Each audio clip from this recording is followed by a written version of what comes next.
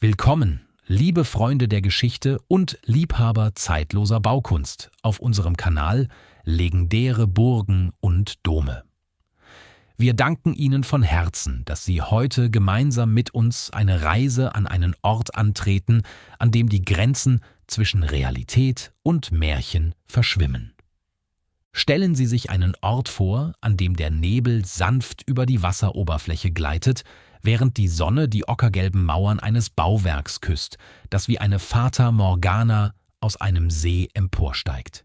Wir entführen Sie heute nach Sachsen zum Wasserschloss Moritzburg, einem Juwel der Barockarchitektur, das nicht nur Steine und Mörtel ist, sondern ein steingewordenes Zeugnis von Macht, Leidenschaft und unvergänglicher Eleganz. Tauchen Sie mit uns ein in die Geheimnisse dieses Ortes, der weit mehr ist als nur eine Kulisse für Träume. Unsere Geschichte beginnt nicht im Prunk des Barock, sondern in den dichten, wilden Wäldern des 16. Jahrhunderts. Wir schreiben das Jahr 1542. Damals war diese Gegend, der Friedewald, nördlich von Dresden, ein unberührtes Jagdrevier, reich an Wild und von einer rauen, natürlichen Mystik durchdrungen. Herzog Moritz von Sachsen, ein Mann von Tatkraft und Vision, suchte nach einem Ort, der seine Leidenschaft für die Jagd widerspiegelte. Er ließ ein Jagdschloss im Stil der Renaissance errichten.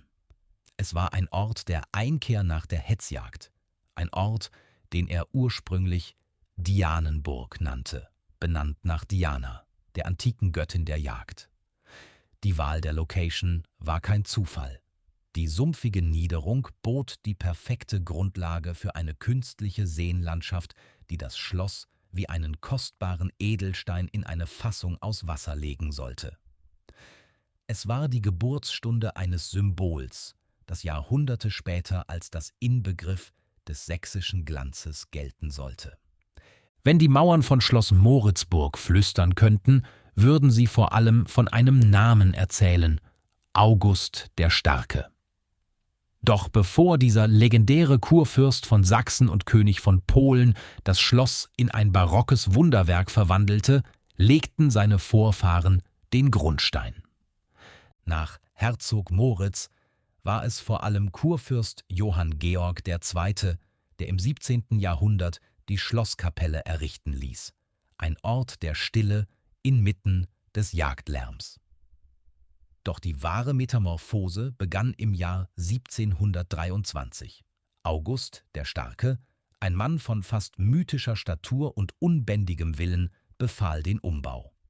Er wollte kein einfaches Jagdhaus mehr, er verlangte nach einem Tempel der Lust und der Jagd.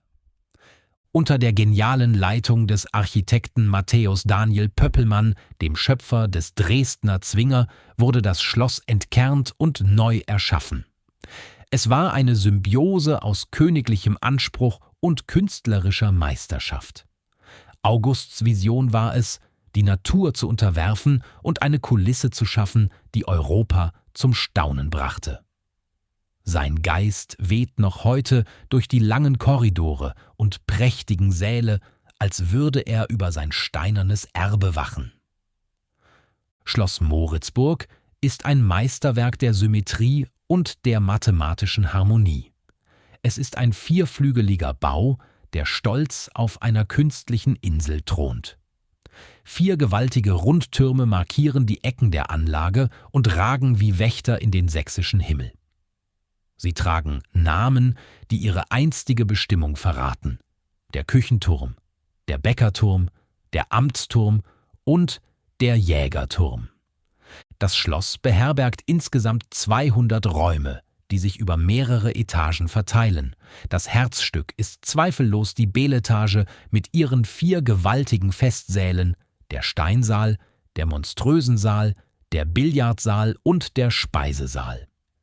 Die technische Brillanz zeigt sich in der Integration der Schlossinsel in das System aus über 60 Teichen, die die Umgebung prägen. Besonders beeindruckend sind die monumentalen Freitreppen und Terrassen, die mit Skulpturen aus der Werkstatt von Balthasar Permoser geschmückt sind. Diese Figuren, Jäger, Faune und mythologische Gestalten scheinen im fahlen Mondlicht lebendig zu werden. Jedes Detail, von der Krümmung der Dächer bis zur Reflexion der Fassade im Wasser, wurde so berechnet, dass ein vollkommenes Bild der Macht und der Schönheit entsteht. Das Barockschloss Dresden fand hier seine ländliche Entsprechung in höchster Vollendung. Kein Ort von solcher Pracht existiert ohne seine Mythen. Die wohl bekannteste Erzählung, die Schloss Moritzburg in den Herzen von Millionen Menschen verankert hat, ist die des Aschenbrödels. In den frühen 1970er Jahren wurde das Schloss zum Drehort des Kultfilms »Drei Haselnüsse für Aschenbrödel«. Die Treppe, auf der das schöne Mädchen ihren gläsernen Schuh verlor, ist heute ein Wallfahrtsort für Träumer und Verliebte. Es heißt, wer in einer Vollmondnacht die Stufen hinaufsteigt, kann das Echo der Hufschläge und das Lachen des Prinzen noch immer in der Luft spüren. Doch Moritzburg birgt auch dunklere, greifbarere Geheimnisse. Im Jahr 1945, als die Schatten des Krieges über Deutschland fielen, vergrub die Familie der Wettiner, das ehemalige Herrscherhaus Sachsens, ihre wertvollsten Schätze in den Wäldern rund um das Schloss. In Holzkisten ruhten Gold, Juwelen und antike Kunstwerke. Jahrzehntelang galt der Schatz der Wettiner als Legende, als Hirngespinst von Schatzsuchern. Doch 1996 wurde er tatsächlich gefunden. Es war eine Sensation, die bewies, dass die Erde von Moritzburg ihre Geheimnisse nur zögerlich preisgibt. Mystik und Geschichte sind hier untrennbar miteinander verwoben. Was Schloss Moritzburg so einzigartig macht, ist sein Inneres. Es ist ein Museum der Superlative. In den Sälen begegnet man einer der weltweit bedeutendsten Sammlungen von Rotwildgeweihen. Doch es sind nicht irgendwelche Trophäen. Im monströsen Saal hängen 39 krankhaft veränderte Geweihe, die in ihrer bizarren Form fast unheimlich wirken. Das Prunkstück ist jedoch das Geweih eines ausgestorbenen Riesenhirsches. Ein Geschenk des Zaren Peter der Große an August den Starken, das über 10.000 Jahre alt sein soll.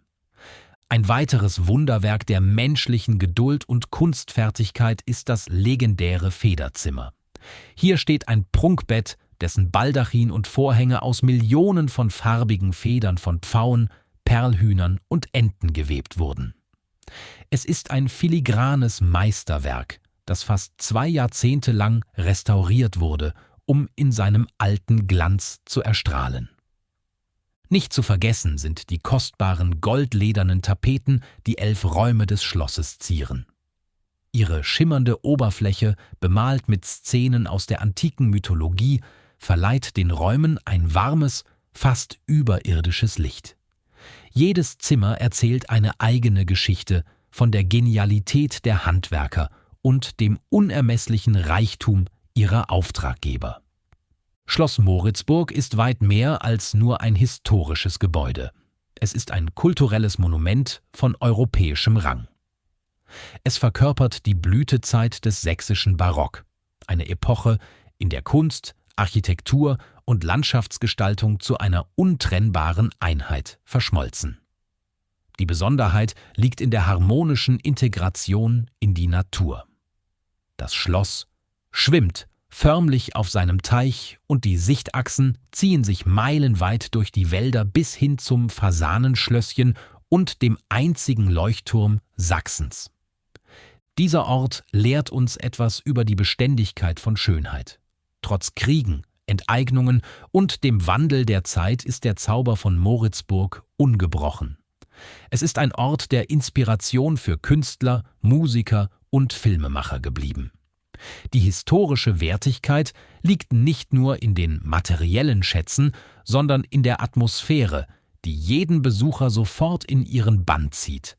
Eine Mischung aus höfischer Etikette und wilder Jagdromantik. Heute empfängt das Schloss Moritzburg Gäste aus aller Welt als eines der beliebtesten Ausflugsziele in Sachsen. Es ist ein lebendiger Ort der Begegnung.